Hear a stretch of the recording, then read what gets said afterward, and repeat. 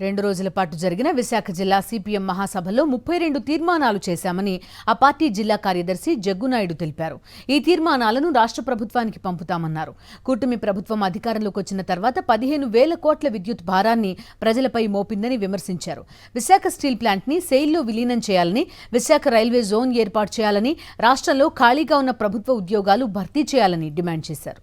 CPM party Visakha జిల్లా 24వ మహాసభలు ఈ నెల 28-29 తేదీలో పెందుతులో జయప్రదంగా జరిగాయి. ఈ మహాసభలు విజయవంతం చేసినటువంటి విశాఖపట్నం ప్రజానీకానికి, గోపాలపట్నం పెందుర్తి ప్రాంత ప్రజానీకానికి, మీడియా మిత్రులందరూ కూడా అందరికీ ధన్యవాదాలు తెలియజేస్తున్నాం.